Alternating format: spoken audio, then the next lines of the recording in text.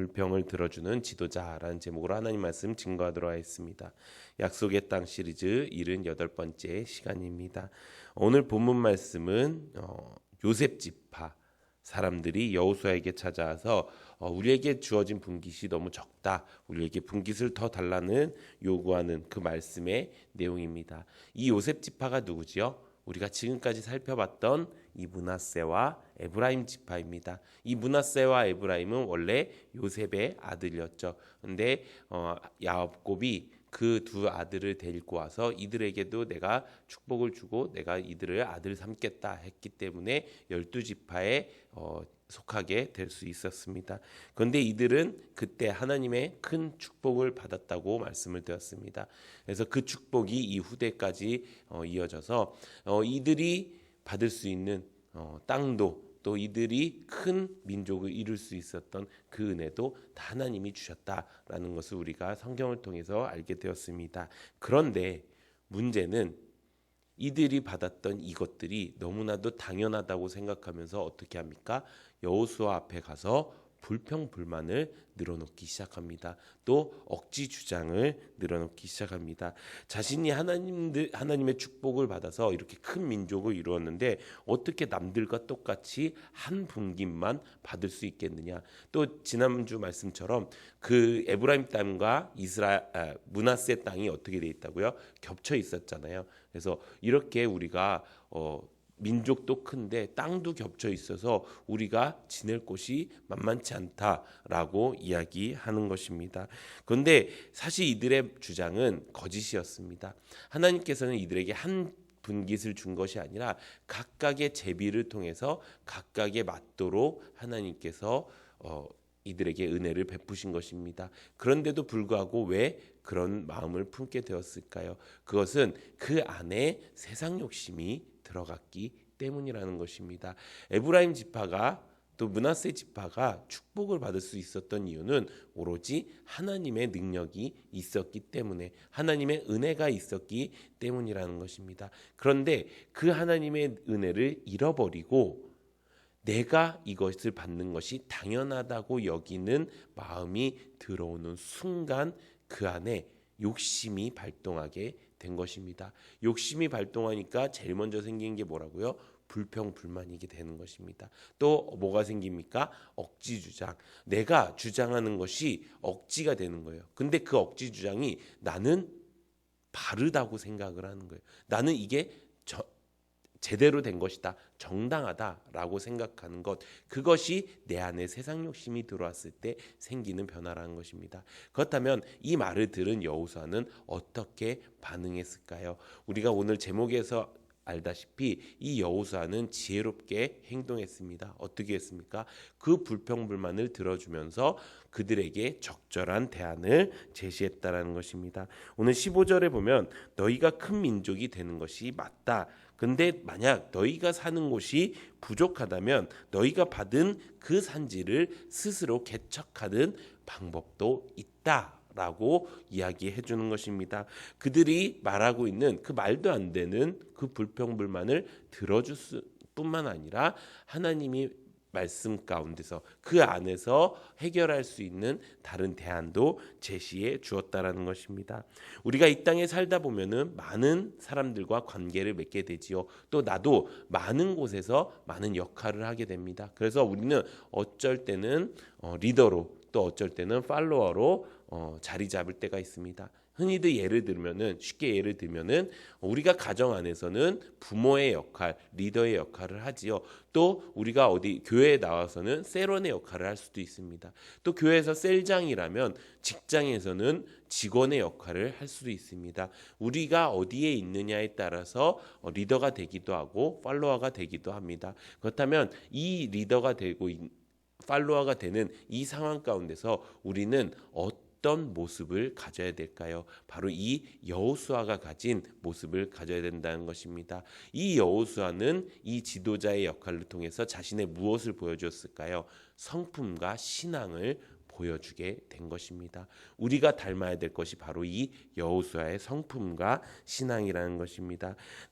내가 리더자로 있을 때 나의 나에게 속하 있는 그 사람들이 불평불만을 합니다. 억지 주장을 합니다. 그럴 때 나는 과연 이들의 말을 잘 들어주고 적절한 대안을 해주는 사람인가, 아니면은 그거 틀렸어라고 먼저 이야기하고 말 끊어버리고 내가 하고 싶은 말만 하는 그런 리더인가. 또 내가 팔로워로 있을 때 나는 내 리더한테 불평불만을 하는 사람인가, 또 내 주장이 맞다고만 생각하면서 리더가 하는 그 말들에 있어서 내가 그 말은 지금 나한테 맞지 않아요, 그 말은 싫어요 라고 말하고 있는 그런 사람은 아닌가 우리가 살펴봐야 된다는 것입니다.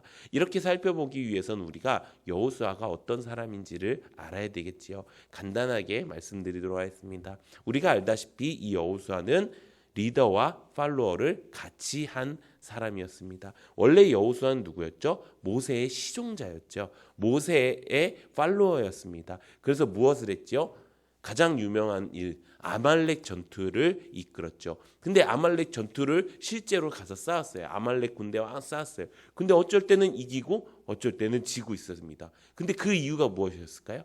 저기 위에서 모세가 손을 들면 이기고 손을 내리면 지는 그 광경을 실제로 목격했습니다. 창과 칼은 나에게 있지만 이 전쟁을 주관하시는 이는 하나님이시구나 라는 것을 온전히 알게 되었다라는 것입니다. 또 어떤 일이 있었죠? 광야 생활 끝에 이제 가나안 땅 앞에 이렇게 있었을 때 하나님이 이제 가나안 땅 앞에 봐라. 그래서 12명의 정탐꾼 중에 한 명이 되지요. 갖고 그 정탐꾼의 역할을 해서 딱 봤는데 와, 그들은 강대하고 크지만 어떤 마음이 있었어요? 하나님이 우리에게 그들을 주시겠다라고 분명한 약속을 하셨기 때문에 우리는 그 약속을 믿고 충분히 나아갈 수 있습니다 라고 했습니다. 12명 중에서 2명, 그 중에 한 명이 바로 여호수아였죠.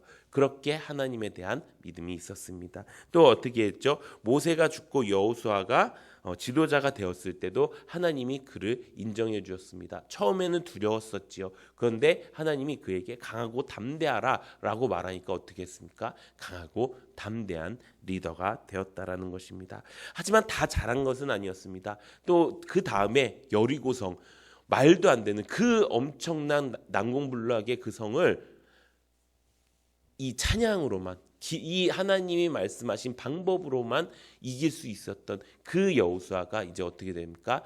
그렇게 쉽게 이기니까 아이성도 그 정도면 될 것이다 라는 생각으로 갔지만 그 여리고성보다 훨씬 더 작았던 그 아이성 앞에서는 엄청난 패배를 맛보게 되었던 것입니다. 그 패배를 맛본 뒤에 어떻게 했습니까? 역시 나는 안 돼.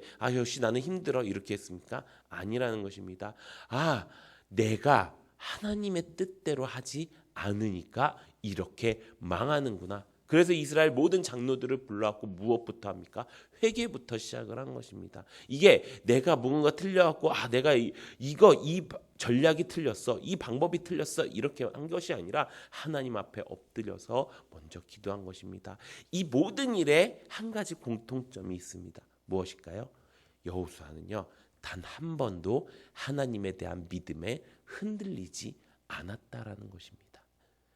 우리가 살다 보면은요, 내 감정이 먼저 앞설 때가 있고요, 내 생각이 먼저 앞설 때가 있어요. 그때 제일 위험한 게 뭐냐면 하나님에 대한 믿음이 흔들린다는 거예요. 내가 지금 돈이 막 필요해요. 그래갖고 돈을 막 구하러 다녀요. 근데 어떤 사람이 내가 돈 해줄게 이렇게 얘기해요. 그러면 그 사람이 갑자기 하나님이 되는 거예요. 내가 어떻게 다른 일 때문에 했으면 그 일 때문에 내가 이제 이렇게 해서 실패했는데 내가 요렇게 한번 해볼까 해갖고 딱 했어. 그래갖고 맞았어. 그러면 내가 잘해서 맞은 것처럼 보이는 거예요. 내가 하나님보다 더 앞장서게 되는 거예요. 그 방법들 때문에 무엇이 생기느냐? 앞으로 생기는 일들에 이제는 하나님에 대한 믿음으로 움직이는 사람이 아닌 나의 생각으로 움직이고 나의 방법으로 움직이는 사람이 된다는 거예요.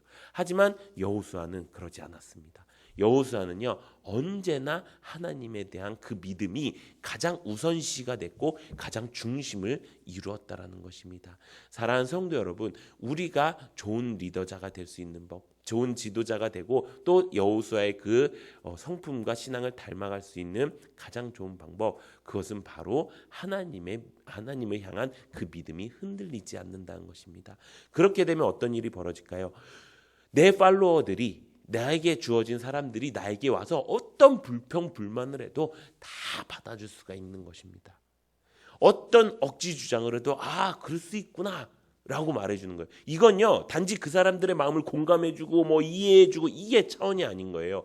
나는 흔들리지 않는 하나님에 대한 믿음이 온전히 있기 때문에 그 말들을 들어줄 수가 있는 거예요. 그 말을 들어준 다음에 어떻게 하는 거예요? 내가 하나님을 믿는 그 믿음대로 적절한 답변, 적절한 행동을 할 수가 있게 되는 것입니다. 그런데 문제는 뭐예요? 내가 그 하나님에 대한 믿음이 없으니까, 내가 그 하나님에 대한 믿음이 부족하니까 누가 나한테 불평불만하고 누가 나한테 원망불평하면은 저 사람이 또 저 사람 때문에 힘들고 어렵고 이런 생각을 하게 된다는 것입니다. 사랑하는 성도 여러분, 우리가 이런 여호수아의 성품을 닮아가는 은혜가 있기를 바랍니다. 그래서 내가 리더자로 있을 때도, 내가 팔로워로 있을 때도 나는 하나님에 대한 그 믿음, 하나님이 나를 구원하시기를 원하시고 하나님이 나를 구원의 길로 인도하셨고 하나님이 나에 대한 이 구원을 완성시킬 것이다 라는 그 믿음의 확신을 가지고 살면요, 그 어떤 일들이 찾아와도 나에게 해가 되지 않는 것입니다. 사랑하는 성도 여러분, 이제 우리가 그렇게 사는 은혜가 있기를 바랍니다. 우리가 지난주 아가페 사랑에 대해서 우리가 말씀을 들었지요. 핵심은 무엇입니까? 하나님은요 절대 나를 놓지 않으신다는 것입니다. 내가 낙심하고 내가 좌절하는 이유는요, 그 하나님에 대한 믿음이 사라졌기 때문이에요. 내가 낙심하고 절망하는 이유는요, 결국엔 내가 변해서예요. 내가 내 방법대로도 되는구나, 내가 내 생각대로도 되는구나 라는 생각 때문에 그 하나님의 믿음이 점점 뒤로 뒤처지게 되는 것입니다. 어떤 문제가 생겼을 때, 제가 지지난주에 어떤 문제가 생긴 분과 이제 이야기를 나눴는데, 저랑 제일 가까운 사람입니다. 일을 나눴는데 처음에는 막 이런저런 방법적인 면을 가르쳐줬어요. 근데 더 해결이 안 되는 거예요. 그러다가 그냥 문득 우리가 기도를 안 했네. 그래서 기도를 하자고 했어요. 그렇게 기도를 하고 하나님께서 주시는 마음은 그냥 하나님을 믿어. 너가 어떻게 이렇게 가려고 하지 말고 그냥 하나님을 믿어. 그래갖고 제가 그 얘기를 이제 그 집사람한테 했어요. 그러니까 집사람도 나도 기도하겠다. 그러자 하나님이 주시는 가장 좋은 방법으로 해결해 주시는 그 모습을 우리가 깨닫게 되었습니다. 말씀도 많이 알고 사역도 열심히 하다 보니까 제일 중요한 하나님에 대한 믿음이 내 안에 사라진 게 아니었나라는 생각을 하게 되었습니다. 저는 우리 모든 교회 성도님들도 이 하나님의 믿음을 다시 회복하는 은혜가 있기를 바랍니다. 그래서 내 안에 내가 불편하고 내가 힘들었던 그 모든 문제들이 어쩌면 그 모든 문제들 가운데 답은 너무나도 간단한 하나님을 믿는 온전한 믿음이라는 것을 우리가 깨닫고, 어떤 일이 있어도 하나님 앞에 온전히 바로 설 수 있는 바른 결정, 바른 선택을 할 수 있는 우리 모든 성도님들이 되는 은혜가 넘치기를 예수님의 이름으로 축원합니다.